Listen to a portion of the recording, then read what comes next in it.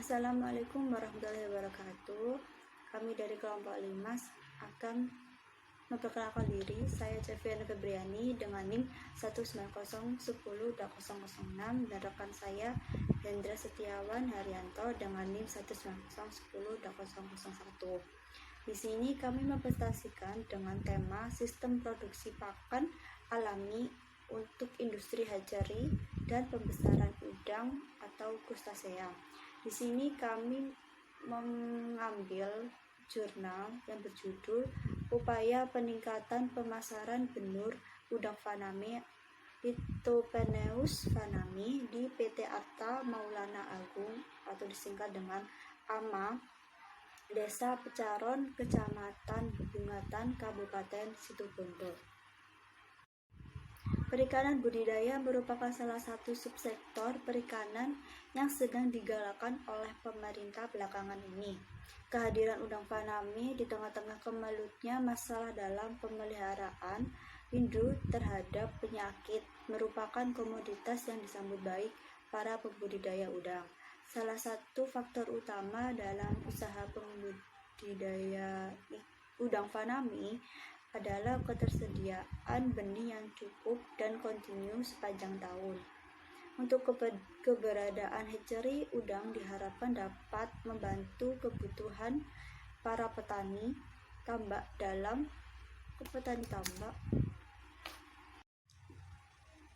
Di daerah Situbondo sendiri telah lama dikenal sebagai sentra budidaya udang faname atau Lithopeneus fanami, baik dari budidaya pembesaran atau pembenihan. Di PT Arta Maulana Agung atau disingkat dengan AMA merupakan hatchery skala rumah tangga. Kegiatan pembenihan dimulai dari persiapan pengolahan Nauplius, pemeliharaan larva yang terdiri dari pemberian pakan, kontrol kualitas air, pengendalian penyakit, dan panen. Yang pertama adalah sterilisasi air laut. Air laut yang digunakan pada kegiatan pembenihan udang faname di PT AMA berasal dari perairan Desa Pecaron. Air laut tersebut ditampung dan diolah pada tandon awal. Tandon awal sebelum digunakan untuk mengolah air dicuci dan dikeringkan selama 1 minggu. Tandon yang telah dikeringkan kemudian dicuci kembali menggunakan air tawar. Yang kedua ada persiapan bak pemeliharaan larva. Memelihara larva udang pada bak perlu memperhatikan kondisi bak dan kualitas air sebagai media pemeliharaan larva. Oleh karena itu, untuk menciptakan kondisi bak yang memenuhi syarat, perlu dilakukan persiapan bak pembesaran. Kegiatan persiapan bak pemeliharaan larva sebagai berikut. Yang pertama, ada pengeringan dan pencucian bak. Yang kedua, ada pemasangan instalasi aerasi. Yang ketiga, ada pemberian disinfektan. Yang keempat, ada pemasukan air. Dan kelima, ada pemberian EDTA. Lalu yang ketiga ada penebaran Nauplius ke bak pembesaran larva. Pada kegiatan pembenihan udang, pemilihan Nauplius atau disebut dengan larva tingkat pertama yang setelah keluar dari telur sangat menentukan keberhasilan usaha. Nauplius yang akan ditebar sebaiknya dipilih dari induk yang sama atau tempat pembenihan yang sama. Sumber Nauplius yang digunakan di PT AMA dari CV Pacific Harvest yang dari Banyuwangi. Ini berumur Nauplius yang akan ditebar sekitar 16 jam. Lalu untuk proses penebaran Nauplius diawali dengan pembongkaran box wadah Nauplius, perhitungan Nauplius, adaptasi suhu, dan pemasukan larva ke dalam bak pemeliharaan. Lalu untuk adaptasi suhu bertujuan agar suhu yang ada di dalam kantong plastik sama atau mendekati suhu air yang berada di dalam bak. Yang keempat, pemberian pakan. Pakan yang digunakan untuk proses pemeliharaan larva udang faname adalah pakan alami dan pakan buatan. Pakan alami berupa fitoplankton atau nama ilmiahnya Thalassichira dan Scarletonema costatum, dan zooplankton Artemia salina. Pakan buatan yang digunakan yaitu tipe powder, bubuk, dan flake atau lempengan. Pada tema kali ini menggunakan pakan alami, pemberian pakan alami pada pemeliharaan larva udang faname di PT AMA disesuaikan dengan umur atau stadia larva.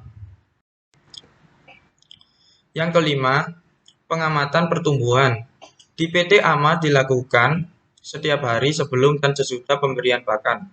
Pengamatan dilakukan secara visual dengan mengambil sampel langsung dari bak pemeliharaan menggunakan beker glass, kemudian diarahkan ke cahaya untuk melihat kondisi tubuh larva.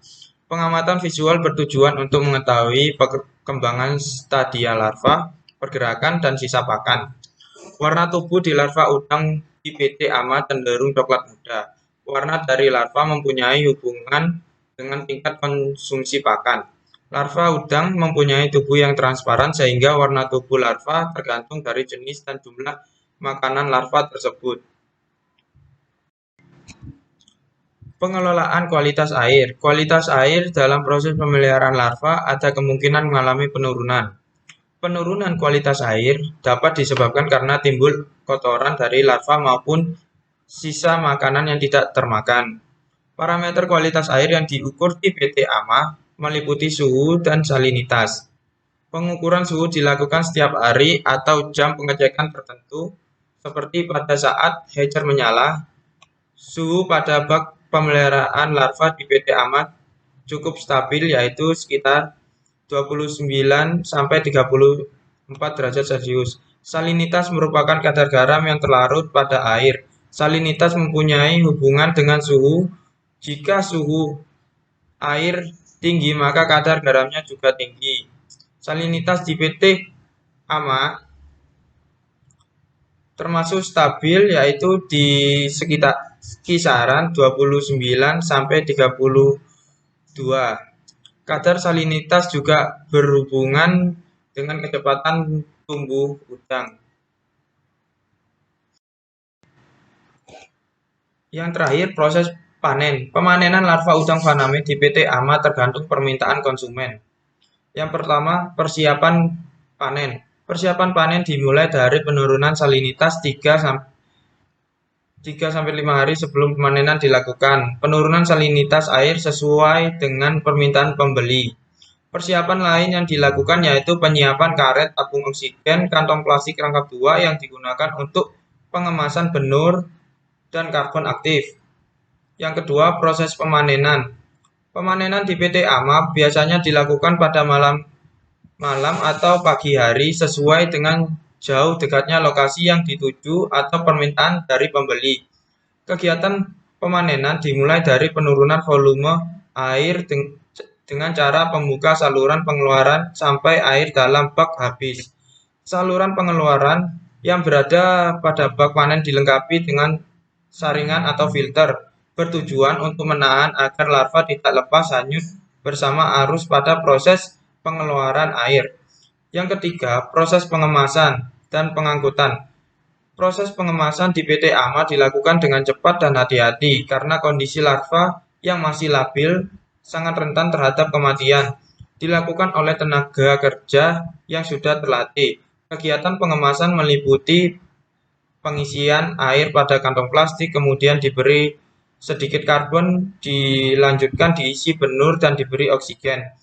Perbandingan antara volume air dan oksigen adalah 1:1.